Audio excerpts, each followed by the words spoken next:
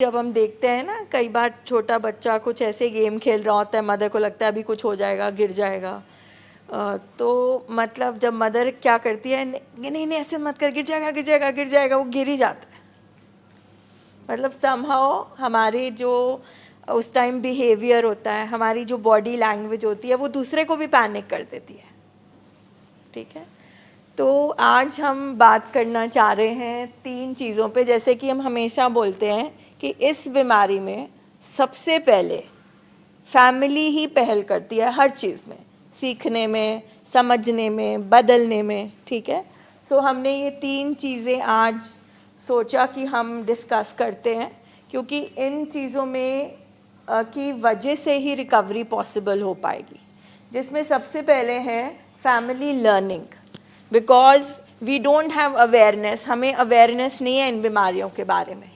तो जब हम हॉस्पिटल आते हैं तो हमारी बहुत सारी गलत फहमियाँ सबसे पहले दूर होती हैं कि अच्छा ये तो आदत ही नहीं है, ये जानबूझ के नहीं कर रहा, ये एक शरीर की बीमारी है, ये ब्रेन में केमिकल इम्बैलेंस हुआ है।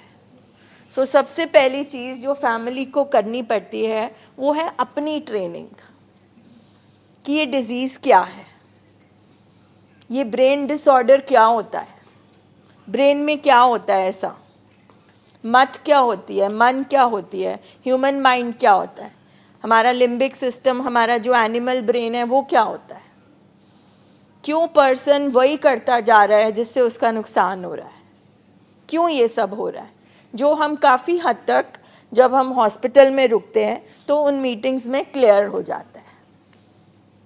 ठीक है, क्योंकि हम एक अपने फैमिली मेम्बर को एक बीमारी के इलाज के लिए आए हैं। ठीक है, अगर हमें पता ही नहीं होगा कि ये बीमारी क्या है, इसमें क्या होता है, हमारा क्या रोल है, हमने पेशेंट का कैसे टेक केयर करना है, तब तक हम कर ही नहीं पाएंगे पेशेंट के लिए कुछ भी, क्योंकि आज तक हम वो करते आए हैं जिससे कुछ नहीं ठीक हुआ। सो हमारी लर्निंग इज़ वेरी इम्पोर्टेंट। अब लर्निंग से रिलेटेड क्या आपके दिमाग में कोई सवाल है? क्या आप मानते हैं अब आज की डेट में कि ये एक बीमारी है? ठीक है, और ये शरीर के किस हिस्से की बीमारी है? ब्रेन की। ब्रेन क्या करता है? सिंपल लाइंस में बोलिए, दिमाग क्या करता है? सोचता है। ठीक है, दिमाग हमारे शरीर का और हमारी ज़िंदगी का कमांडर है। ठीक है, अगर दिमाग खराब होगा तो उसके अंदर जो जो काम होते हैं वो भी खराब होंगे, वो भी डिसऑर्डर्ड होंगे। तभी तो हमारे पेशेंट के जो थॉट प्रोसेस है वो भी डगमगा जाता है, डिस्टॉर्ट हो जाता है। ठीक है, उसके जो बिहेवियर हैं वो भी गलत हो जाते हैं। ठीक है, और ब्रेन के कौन से, मतलब इस बीमारी में कौन से 2 मेन चीज़ों पे कंसंट्रेट किया जाता है, किन 2 चीज़ों का ट्रीटमेंट होना है? हाँ जी, हाँ, चिंप ब्रेन, मतलब ब्रेन जो शरीर का हिस्सा है, और माइंड जो मत है। ठीक है, जो शरीर का हिस्सा है वो किससे ठीक होता है? जब मेरा पेट खराब होगा तो किससे ठीक होगा? मेडिसिन। ठीक है, और जो हमारी मत है, जो प्री फ्रंटल कॉर्टेक्स है, वो किससे ठीक होता है? ट्रेनिंग से, जो रिकवरी प्रोग्राम के थ्रू हम पेशेंट के साथ कर रहे हैं। ठीक है, और क्या ये फैमिली डिजीज़ भी है? हमारे अंदर भी डर, इनसिक्योरिटी, सारी चीज़ें हैं। ठीक है, तो हमारी भी ट्रेनिंग चल रही है, राइट। सो ये डिज़ीज़ कॉन्सेप्ट क्लियर हो गया। ये 2 चीज़ें हैं जिसमें हम फैमिलीज़ काफ़ी लैक करती है। कन्फ्रंटेशन कराते हैं ना हम, अब हम झूठ बोल के या चालाकी से पेशेंट को यहाँ ले आए, क्योंकि फैमिली की इतनी हिम्मत नहीं होती है कि तू चुप करके हर्मिटेज चल, तू अपना ट्रीटमेंट पूरा करा। हमें फैमिली बोलती है हम नीचे ही बैठे हैं, आप बस ले जाओ। ठीक है, चलो वहाँ तक हमें लगता है कि चलो अभी इनिशियल स्टेज है, अभी फैमिली की इतनी प्रैक्टिस नहीं हुई है, ट्रेनिंग नहीं हुई है ना। तो जब वहाँ जाएंगे तो अल्टीमेटली मिलाना तो पड़ेगा ना, क्योंकि वो बोलेंगे आप कौन होते हो, मेरी फैमिली को बोलने दो, वो चाहते हैं। ठीक है। तो हमने ये आमना सामना, ये कन्फ्रंटेशन करानी पड़ती है, क्योंकि घर में बीमारी के दौरान इतना हमारी रिलेशनशिप में तनाव आ जाता है, दहशत आ जाती है, सिर्फ डर नहीं दहशत आ जाती है कि हम पेशेंट को कन्फ्रंट करने से डरते हैं कि वो कुछ तोड़ फोड़ ना कर दे, सुसाइड ना कर ले, कुछ हो ना जाए। उसकी वजह से हम पेशेंट को कभी भी स्पष्ट तरीके से जो कम्युनिकेट करना हम चाहते हैं दिल में, वो नहीं करते हैं। तो ये फैमिली ट्रेनिंग का ही पार्ट है कि यहाँ आने से पहले हम वहाँ पे पहले फैमिली को ट्रेन करते हैं कि जब आप पेशेंट से मिलने जाओगे, ठीक है, क्योंकि उससे पहले आपसे फ़ोन कराया जाता है, राइट, और आपको फ़ोन पे भी उससे पहले ट्रेन किया जाता है कि वो थ्रेट कर सकता है, धमकी दे सकता है, वो ये भी बोल सकता है 2 घंटे में नहीं आए तो मैं यहाँ पे सुसाइड कर लूँगा, है ना, इमोशनल ब्लैकमेल करता है। फिर ये भी कहता है कि कह सकता है कि मैंने आके फिर दिखाना है, फिर मैं देखो चलो रख लो, फिर मैं आके बताता हूँ, ठीक है, या मैं आपसे रिश्ता ख़त्म कर लूँगा। तो ये सारी चीज़ें हम आपको ट्रेनिंग में बताते हैं कि ये आपका लव्ड वन फैमिली मेम्बर नहीं कह रहा, ये उसकी तलब जो हो रही है, उसको जो क्रेविंग हो रही है, जो उसका बीमार दिमाग है वो करवा रहा है। और इन चीज़ों से हम बाहर भी डर रहे थे, अब हम अंदर भी डरेंगे तो फिर हम आगे कैसे बढ़ेंगे।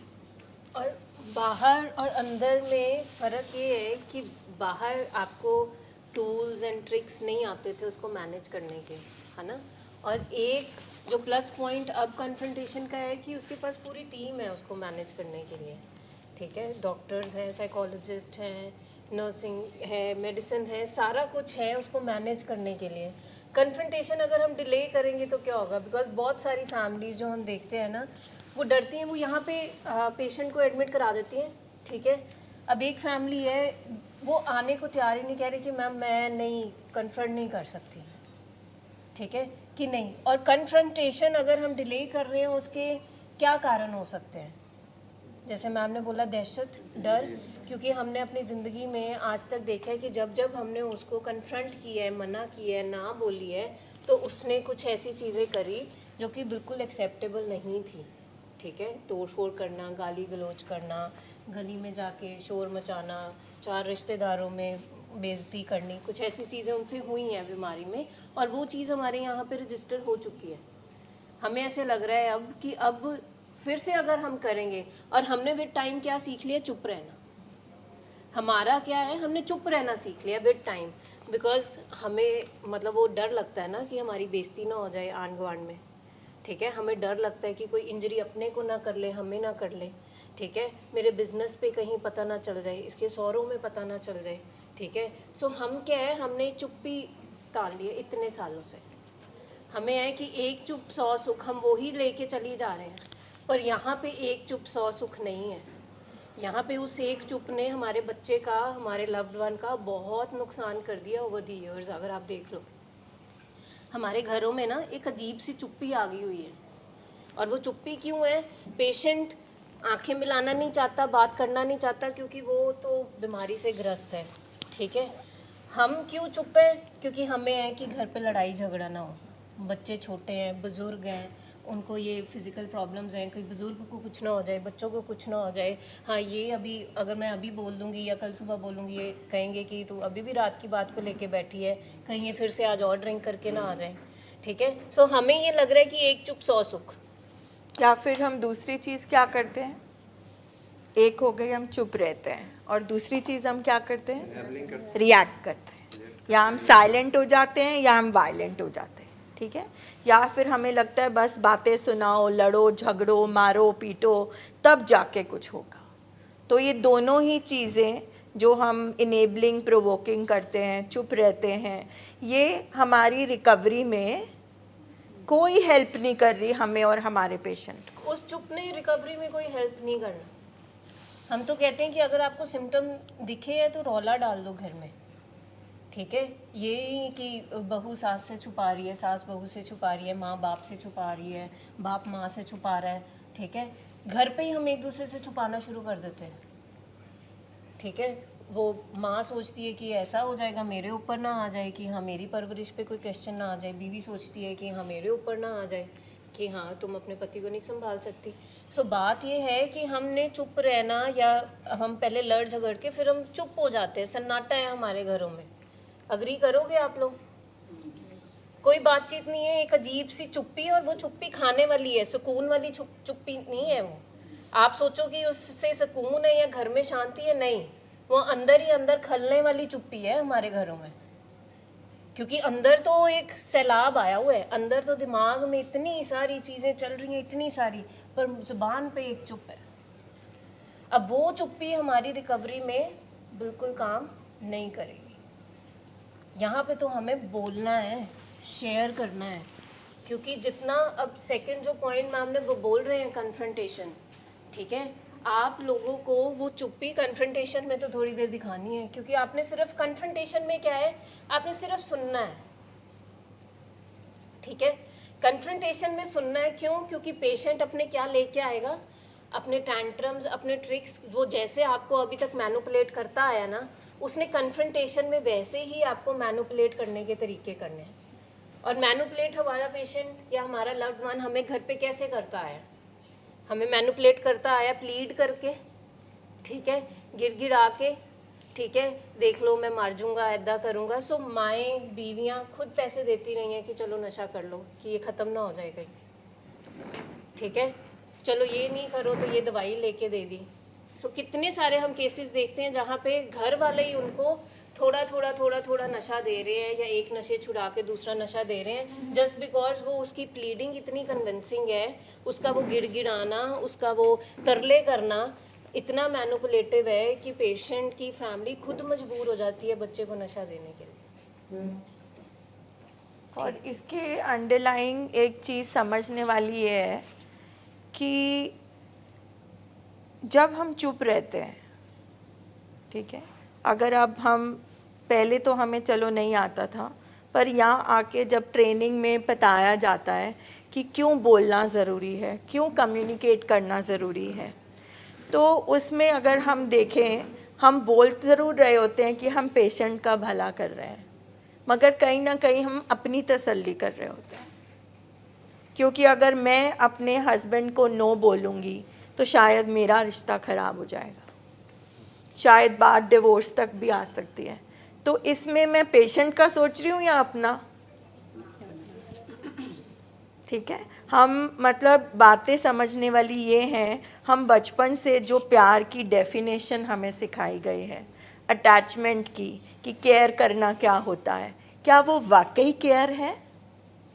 क्योंकि अगर आपको एक्सपर्ट्स की टीम बोल रही है कि स्पष्ट शब्दों में बोलो कि आपका इलाज ज़रूरी है, आपके लिए भी हमारे लिए भी, तो जब आप नहीं बोलते, मतलब आप सोचो कि दवाई लिख के दी, डॉक्टर ने खिलानी है, अब आप ये थोड़ा ना सोचोगे कि दवाई कड़वी है, मेरे पेशेंट को कड़वी लगेगी। तो यहाँ पे जितनी बातें होती हैं, ट्रेनिंग में जो कहा जाता है, बोर्ड पे जो लिखा होता है, वो आपके पेशेंट के लिए दवाई है। आप ट्रीटमेंट कराने आ गए और अब आप दवाई नहीं देना चाहते, तो आप कैसे एक्सपेक्ट करते हो कि वो ठीक हो? इतनी रिसर्च के बाद ये प्रोग्राम बना दुनिया में कि कन्फ्रंटेशन क्यों ज़रूरी है, चिट्ठी लिख के लाना, डेटा इंटरवेंशन क्यों ज़रूरी है, इनेबलिंग क्यों बंद करनी है, टफ लव क्यों ज़रूरी है। ये सारी आप सोचो कि दवाइयाँ हैं। तो अगर आप अपने पेशेंट से सच में प्यार करते हो तो ये कड़वी दवाई उसको देनी पड़ेगी। कन्फ्रंटेशन में अब होता क्या है, ठीक है, कन्फ्रंटेशन हम कराते हैं कि जब रिहैब में पेशेंट आ गया, ठीक है, क्योंकि बहुत सारे मैक्सिमम मेजॉरिटी ऑफ केसेस ऐसे हैं जो खुद से नहीं आते हैं, ठीक है। सो उनको किसी ना बहाने से हम इधर लेके आते हैं, कोई भी बहाना फैमिली लगाती है, टीम लगाती है, सो इधर लेके आते हैं। सो फिर उनको 1-2 दिन करके थोड़ा उनको कंफर्टेबल करके उनको बताया जाता है कि आपने अब इतना टेन्योर है ट्रीटमेंट का और इतनी देर के लिए आपको रहना पड़ेगा, ठीक है। सो अब उसमें फैमिली की तैयारी, हम पूरी टीम फैमिली काउंसलर मिलके हम फैमिली की तैयारी करते हैं, बिकॉज फैमिली बहुत डरती है कि मैम मैनू असी भेज तो दिता है, ਹੁਣ ਇਹਨੇ ਤੇ ਆ के या नशा करेगा या इन्हें मैनू जानों मार देना है या इन्हें ऐदा कर लेना है, क्योंकि हमने वो पैटर्न्स देखे हुए हैं, ठीक है। सो हम जो ट्रेनिंग फैमिली को दे रहे हैं वो ये दे रहे हैं कि आप जाके आपने बस कुछ नहीं, उसने क्या 3-4 चीज़ें करनी है।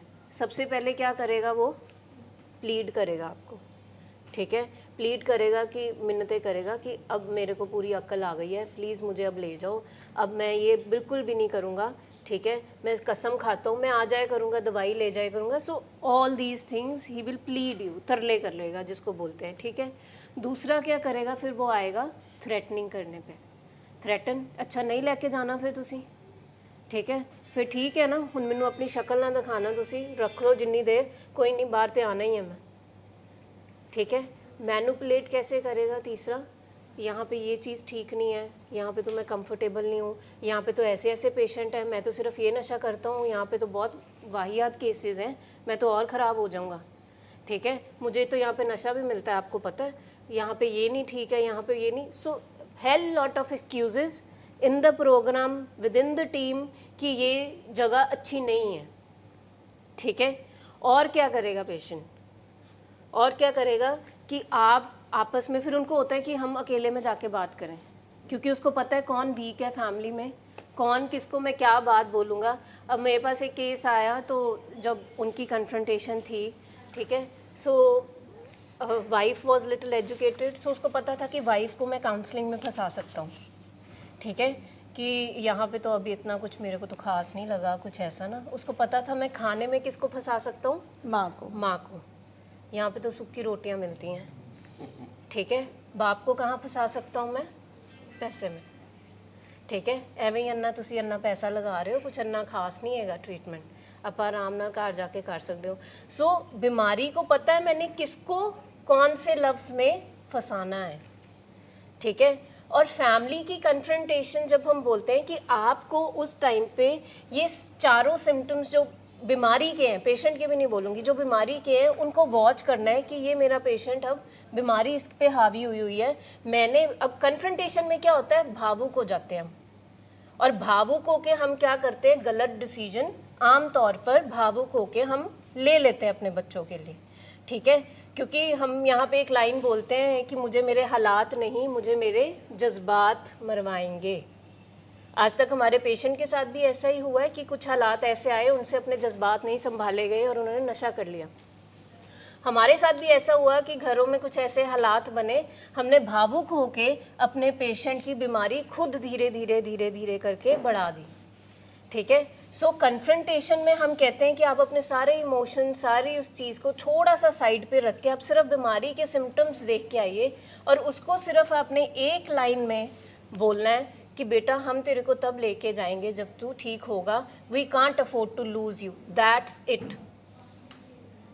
और भी कुछ सेंटेंसेस जैसे मैं तुम्हारे साथ हूँ, बीमारी के साथ नहीं, मैं अपने बच्चे को मरता नहीं देख सकती।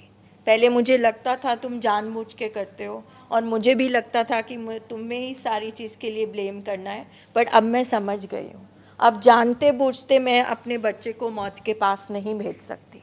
और अगर तुम्हें यहाँ पे प्रॉब्लम हो रही है, मुझे भी तुम्हारे बिना घर पे रहना पॉसिबल नहीं है, आसान नहीं है, और ये सब सच है।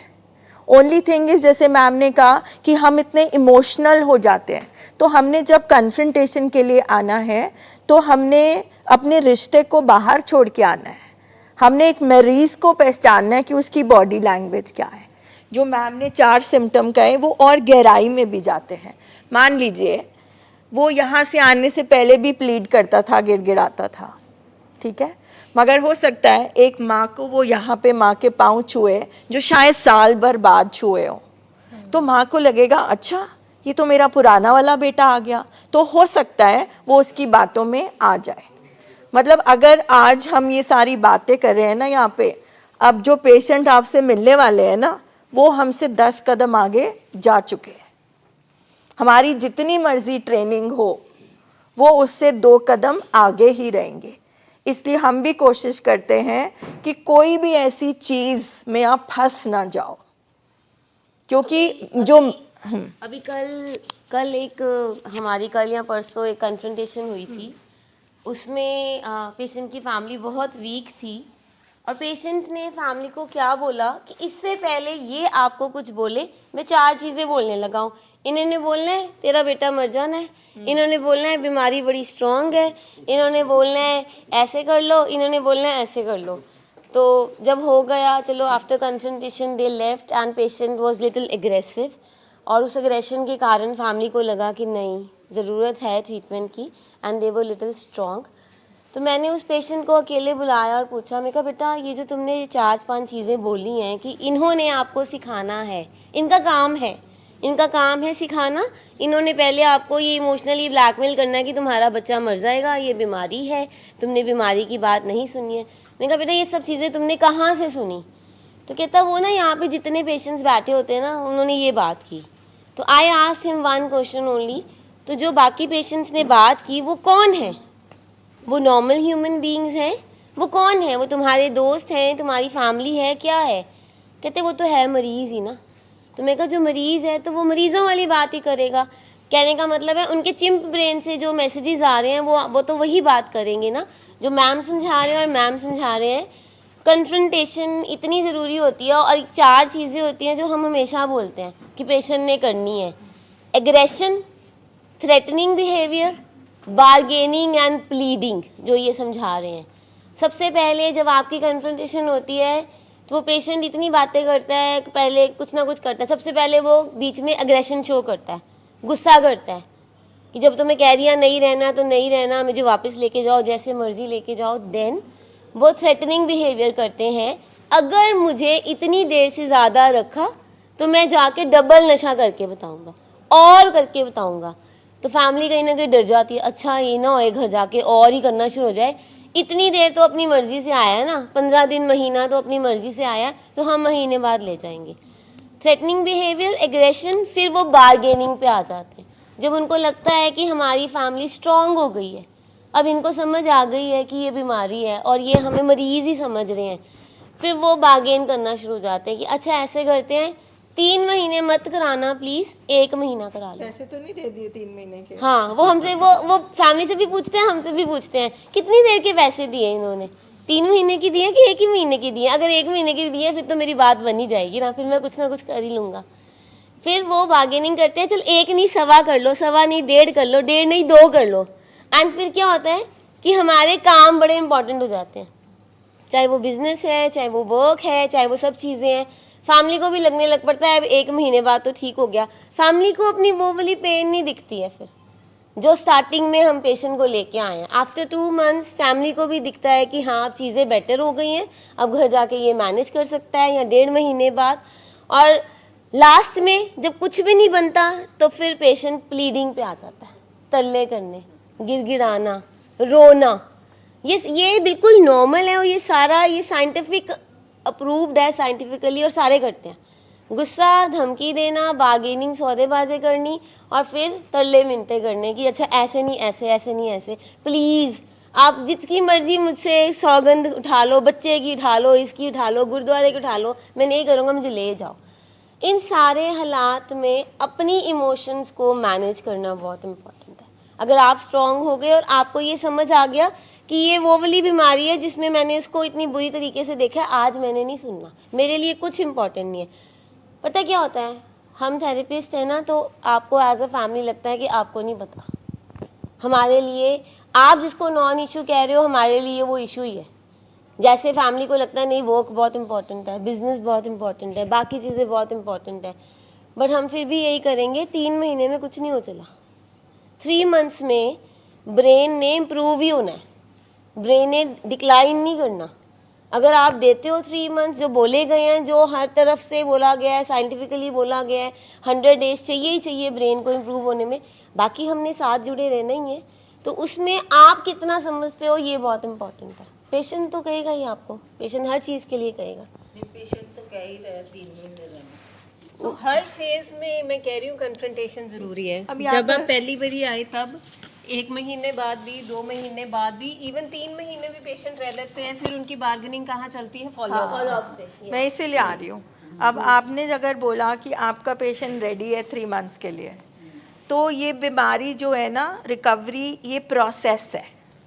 अब जो दिमाग है बीमार इतनी देर से, जो वो चालाकियाँ सीख चुका है, तो उसने कहीं ना कहीं अपना वो ट्रू सेल्फ दिखाना है, ठीक है। तो उसने आपने देखा अच्छा इनके तो 3 महीने नहीं रह रहे, हमारा पेशेंट तो 3 महीने के लिए रेडी है, दैट मीन्स हमारा पेशेंट इन पेशेंट से अलग है, बेटर है, ठीक है। तो अब वो 3 महीने के बाद कहा ना देखो मैंने 3 महीने पूरे कर लिए ना, अब दवाई की ज़रूरत नहीं है, अब फॉलोअप की ज़रूरत नहीं है। तो ये जो टर्मिनल यूनिकनेस एक पेशेंट में होती है ना, मैं डिफरेंट हूँ, ये फैमिलीज़ में भी होती है। तो अगर ये जो 4 चीज़ें बबलीन मैम ने और श्वेता मैम ने बताई, पेशेंट तो वो करेगा 4 चीज़ें, हम क्यों फंसते हैं? इसका मतलब हमारे अंदर कमज़ोरियाँ और कैरेक्टर फ्लॉज हैं। अगर पेशेंट ने बोला मनी, कहीं मनी दुखती रग हमारी भी तो नहीं है, क्योंकि वो तब तक कामयाब नहीं हो सकता पेशेंट जब तक हमारे अंदर कमज़ोरी ना हो। क्या पैसा हमें भी चुभ रहा है? क्या हम वाकई इसको बीमारी मांग रहे हैं? जब कोई और बीमारी होती है, सॉरी टू से दिस, किसी को हार्ट अटैक आता है तो हम डॉक्टर के पास जाते हैं, हम नहीं पूछते कितने पैसे लगेंगे, हम कहते हैं प्लीज बचा लो। डॉक्टर कहेगा एंजियोग्राफी करनी है, ओपन हार्ट करनी है, स्टंटिंग करनी है, हम कहेंगे कुछ भी करो। और ऑनेस्टली स्पीकिंग हमारे कुछ ऐसे पेशेंट्स होते हैं जो अफोर्ड भी नहीं कर सकते, जिनके पास पैसे भी नहीं होते, अपनी हार्ट की सर्जरीज के लिए नहीं होते, पर वो अरेंज होते हैं फिर कहीं ना कहीं से। पर हम नशे की बीमारी को इतना स्ट्रांग नहीं समझते। तो इसीलिए मैंने आते सबसे पहले हम आपको समझते क्या ही नहीं क्वेश्चन पूछा था कि आप मानते हो ये डिजीज़ है? तो जब अगली बार किंतु परंतु आएगा तो दोबारा अपने आप से पूछना क्या वाकई में बीमारी मानता हूँ? और बीमारी, और वो भी जानलेवा बीमारी। हमें एडिक्शन डिजीज नहीं लगती है। हार्ट की, कैंसर की अगर राइट टाइम पे हम इंटरवीन कर ले वो फिर बच जाते हैं पेशेंट्स। एडिक्शन में अगर हम राइट टाइम में इंटरवीन नहीं करते तो ओवरडोज ही होती है, डेथ ही होती है सीधा, जो इतनी डेंजरस है, वो नहीं हमें समझ आती। I agree money is very important, I agree किसी भी बीमारी के लिए पैसा खर्चना बहुत मुश्किल होता है, लेकिन जहाँ बच्चे का सवाल है, जहाँ हमारे लव्ड वन का सवाल है, वहाँ पे मनी इज़ नॉट इम्पॉर्टेंट। उसके साथ साथ हमारी ज़िंदगी का सवाल है। अगर हमारे घर में ऐसा पेशेंट है और बीमारी प्रोग्रेसिव है तो और 3-4 साल में वैसे ही सब कुछ ख़त्म हो जाना है, तो हम बचा क्या रहे हैं? तो ये सेल्फ टॉक करना बार बार, क्योंकि हमारा दिमाग भी बीमार अनहेल्दी थॉट सीख चुका है, हमें भी अपने आप को बार बार रिफ्रेश करना पड़ता है। हम पंजाबी में हमेशा बोलते होते हैं, हम खुद अक गए होते हैं और थक गए होते हैं। हम इतने ज़्यादा अक गए होते हैं, थक गए होते हैं, पैसे लगा लगा के पेशेंट को कभी किसी रिहैब में भेज के, कभी किसी तरह से ट्रीटमेंट करके, कि हमारे अंदर भी होपलेसनेस होती है। अगर पेशेंट के अंदर होती है ना कि शायद मैं ठीक नहीं हो सकता, तो हमारे अंदर भी वो होपलेसनेस होती है, हमारे अंदर भी वो एंग्जाइटी होती है कि मैं करवा तो दूँ पर वे ठीक होएगा भी कि नहीं होएगा। ना उम्मीदी, एक ना निराशा, एक ना उम्मीदी सी होती है कि मैम कराते रहे हैं बट इतने कुछ लगता नहीं है सानू कुछ होएगा। सो हम कितनी देर इस फीलिंग के साथ चलेंगे? कहीं ना कहीं तो किसी ने कोई बात दवाई के बारे में बोल दी, किसी ने कोई बात किसी चीज़ के बारे में बोल दी, वहीं हम डगमगा जाएंगे, because we are not convinced अभी। जब तक आप पूरी तरह कन्विंस्ड नहीं हो, ठीक है ना, तो कहीं ना कहीं वो डामाडोल चलता रहना, और उसका असर कहाँ पड़ेगा? हमारे लव्ड वन की रिकवरी पे। तभी हमने लिखा है कि role of family in patients recovery, कि आप लोगों का, आप कहते हो कि मैम हम कैसे मदद कर सकते हैं, सिर्फ पैसा या यहाँ पे पेशेंट को भेज देना इतनी मदद नहीं, मदद throughout the program. Patient की एक्सेप्टेंस है तो हमारी पहले एक्सेप्टेंस आए। सबसे पहले हम समझे कि वाकई ये डिजीज़ है, वाकई ये बीमारी है। हम खुद की डिनाइल को ब्रेक करें। हम पेशेंट की डिनाइल की बात करते हैं, हमारी खुद की डिनाइल पहले ब्रेक होनी चाहिए। ये बीमारी है और लग गई है मुझे, डायबिटीज़ हो गई है ना, तो डायबिटीज़ रहनी है सारी ज़िंदगी। अभी तक कोई फुल प्रूफ ट्रीटमेंट नहीं आया डायबिटीज़ का। दवाई खाएंगे, परहेज करेंगे तो बचेंगे। In the same way addiction में हम ट्रीटमेंट में रहेंगे, कंटैक्ट में रहेंगे तो हम बचेंगे। अपनी मनमानी जहाँ करेंगे वहाँ पे हम फंस जाएंगे। और दूसरी बात, फैमिली के लिए ना, पेशेंट के लिए तो चलो एक्सपर्ट सब बता रहे हैं, टेस्ट हो गए, सब कुछ हो गए। जब हम बोलते हैं ना कि फैमिली डिजीज़ है, जब WHO कहता है ये फैमिली डिजीज़ है, फैमिली को अपनी बीमारी ना नज़र नहीं आती। वो बिल्कुल वैसे ही जैसे मछली को पता नहीं चलता कभी वो गीली है, क्योंकि वो हमेशा पानी में रहती है।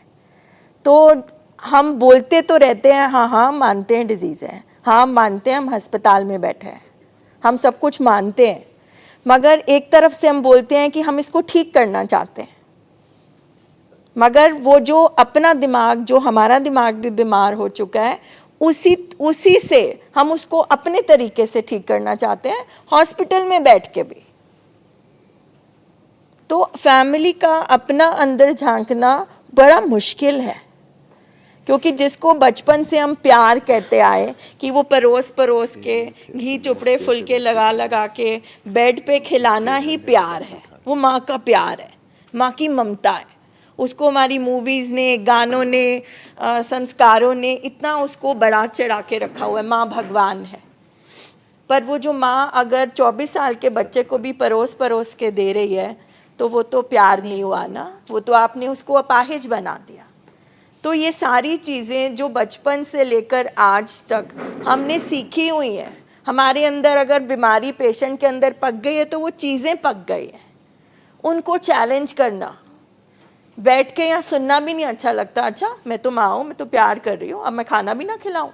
और ये भी होता है कि हमें पता है ना पैटर्न, क्योंकि कन्फ्रंटेशन में क्यों डर रही है फैमिली। एक माँ कह रही है कि नहीं मैम तानू नहीं पता ਉਹਦਾ गुस्सा कितना खतरनाक है, मैं नहीं ਉਹਦੇ सामने जाना, ठीक है। अनदर डे वो फैमिली आई थी, ठीक है, कन्फ्रंटेशन के लिए। मदर कह रही थी मैंने फेस ही नहीं करना, बाकी फैमिली मेम्बर्स को भेज दो कि मैं उसको मैम जब देखूंगी मेरे से फेस नहीं होना, क्योंकि आपको नहीं पता, मुझे पता उसने कैसे रिएक्ट करना है, ठीक है। सो जब हमें सारे, अब ये सिम्टम्स हैं कि उसने कन्फ्रंटेशन जब हमने करनी है तो उसने क्या क्या चीज़ें करनी है, जो 4 चीज़ें हमने एक्सप्लेन करी। सो आप लोगों का बस ये काम है कि अपने आप को थोड़ा सा गैदर करके आपने, ठीक है, वहाँ पे कन्फ्रंट करने जाना है with the team. Supervised confrontation होती है, ठीक है। और बेनिफिट उसका ये है कि पेशेंट को एक बारी पता चल जाता है कि हाँ मेरी फैमिली मुझे तभी लेके जाने वाली है जब डॉक्टर बोलेगा या जब मैं ठीक होऊंगा। सो वो फिर ध्यान प्रोग्राम में लगाता है। जितनी देर फैमिली कन्फ्रंटेशन डिले करेगी, ठीक है, उसकी ताक कहाँ पे लगी रहेगी, कहाँ पे लगी रहेगी उसकी ताक, कि हाँ मेरी फैमिली आएगी शायद मुझे ले जाएगी। या फिर फैमिली तसल्ली के लिए बोल जाए अच्छा 10 दिन, अच्छा 1 महीने बाद ले जाऊंगी। बार्गेनिंग फैमिली को भी नहीं करना, फैमिली भी अपनी तसल्ली के लिए कि ये खुश रहे, इसका दिल लग जाए। मतलब जब हम अपना ये दिमाग इस्तेमाल करेंगे, जो प्रोटोकॉल में एक रूल बना हुआ है, ये ट्रीटमेंट का प्लान है कि फैमिली को सच बोलना है, फैमिली को असर्टिव होकर स्पष्ट कहना है। फैमिली जब ये बोल देती है ना अच्छा 10 दिन रुक जा, 15 दिन रुक जा या 1 महीना रुक जा, तो फैमिली भी उसके बिहेवियर को एनेबल कर रही होती है। क्योंकि क्या होता है, पता होता है सारे पेशेंट्स को, सबको पता होता है कि it's a 3 months program, but they want to listen from the family. और हम बार बार कहते हैं कि जब तक हम और आप एक टीम नहीं बनेंगे तो हम ट्रीट नहीं कर पाएंगे। जब आपने ये कहा तो आपने हमें तो टीम से बाहर ही निकाल दिया ना। आप आए हमारे पास, अभी भी आप वही कर रहे हो, आपस में सौदेबाजी, बार्गेनिंग, हमें तो आपने बाहर ही निकाल दिया। तो जो हम घर में कर रहे थे वही बार्गेनिंग हम एज ए फैमिली हम भी कहते हैं अच्छा मैम कोई बात नहीं 1 महीना सही, अभी एक तो करने दो उसको, अच्छा मैम कोई बात नहीं 2 महीने से। जबकि ये सारी की सारी बातें डे 1 जिस दिन हमने एडमिशन करी है, जिस दिन हम अपने लव्ड वन को इतनी मिजरी में लेके आए हैं, day 1 it has been explain to all of you it's a 3 months treatment program. फिर भी हम खुद उस चीज़ में फंस जाते हैं, पेशेंट की बात में फंस जाते हैं। पेशेंट को तो तांग लगी होती है ना, ये पेशेंट की तांग होती है कि 2 महीने 3 महीने 4 महीने, लेकिन हमारी भी होती है कि चलो उसको कंफर्टेबल कर दें किसी तरीके से। कंफर्टेबल नहीं करना, डिस्कम्फर्ट में उसको रहना आना चाहिए। अगर वो डिस्कम्फर्ट में फ्लेक्सिबल हो जाएगा तो उसकी रिकवरी है, that is very much important. अगर हमने भी कंफर्ट ही दे दिया, आपने एज अ फैमिली कंफर्ट दे दिया कि मैम आज मैं सैटरडे को आई हूँ या आया हूँ, चलो ऐसा करते हैं इसको 10 दिन का कर देते हैं, 10 दिन तो निकाल ले, वो फिर निकालना ही है बस, उसने गिनना ही है बस 10 दिन, उसमें उसने अपने ऊपर वर्क नहीं करना। पर जब कन्फ्रंट हो जाएगा तो उसको भी पता होएगा कि अब मुझे 3 months करना है। इनिशियली थोड़े से इमोशंस आएंगे but then he will start improving. और कन्फ्रंटेशन जो है वो फैमिली ट्रेनिंग है, उसमें फैमिली ठीक करी जा रही है, क्योंकि आप पूरी उम्र तो नहीं हमारे पास छोड़ दोगे ना, आना तो घर ही है। तो अगर जो माँ अपने बच्चे को नहीं कह पा रही और डर रही है तो ये भी बीमारी का हिस्सा हुआ ना, ये माँ का हेल्दी बिहेवियर तो नहीं हुआ कि माँ बच्चे से डर रही है। नॉर्मली तो बच्चा माँ से डरता है, तो अगर माँ बच्चे से डर रही है तो वो एक अनहेल्दी होम है, दैट मीन्स ये भी बीमारी का हिस्सा है। तो माँ ने ये नहीं ठीक किया। और अगर मैं ऐड करूं, डर की बात कर रहे हैं तो डर हमेशा उतना डर हो जहाँ पे हम फंक्शन कर सकें, ठीक है। हमने पहले भी इस बारे में बात करी थी कि इतना ज़्यादा डर मत अपने ऊपर हावी कर लो कि वो हमें मानसिक तौर पे अपाहिज ही कर दे, कि जो हमने राइट डिसीजन लेना है अपने बच्चे के लिए, उसके ट्रीटमेंट के लिए, वो हम ले ही ना पाए। अब वो क्या है कि जो फैमिलीज़ की एग्जांपल्स हम आपको दे रहे हैं, वो फैमिलीज़ का डर इतना ज़्यादा है, ये नहीं कि वो अपने बच्चे का ट्रीटमेंट नहीं कराना चाह रही, वो भी उतना ही प्यार करते हैं शायद जितना आप प्यार करते हो, बट उनका डर उनके ऊपर इतना हावी हो गया कि उन्होंने उनको मानसिक रूप से अपाहिज कर दिया कि अपने बच्चे के लिए वो एक डिसीजन नहीं ले पा रहे उसके ट्रीटमेंट के लिए। सो ये हमें ये चीज़ समझनी है कि कन्फ्रंटेशन में हमें अपने डर को साइड पे रख के आना है थोड़ा सा, कि कहीं मैं अपने डर के आगे कोई अपने बच्चे के लिए गलत डिसीजन आज ना ले लो। और एक जब आप आते हैं, जैसे मैम ने बताया, कन्फ्रंटेशन हम यहाँ पे कराते हैं फॉर्मल 1, अदरवाइज जितनी बार आप मिलने आते हैं वो आमना सामना ही होता है, बिकॉज पेशेंट ने एक बार नहीं बोलना, पेशेंट ने हर मीटिंग में कुछ ना कुछ ऐसा कहना है। तो हम यहाँ पर किसको मिलने आए हैं? हम बेटे को देख रहे हैं, एक मरीज़ को देख रहे हैं। तो इसकी पहचान करना, दोनों में डिफरेंस देखना, जब तक हम डिटैच नहीं होंगे, जब तक हम रिश्ते और मरीज़ को अलग नहीं करेंगे, तब तक दिखेगा नहीं। और ये अगर आप 15 मिनट अपने पेशेंट के साथ बैठे हो तो 15 मिनट में ना, जैसे वो पेंडुलम घड़ी का वो हिलता है ना, इधर कभी बेटा दिखेगा, कभी मरीज़ दिखेगा। तो बहुत ध्यान से, मतलब हम सीख सीख के पहचानते हैं, नहीं ये बेटा नहीं कह रहा, ये मरीज़ कह रहा है।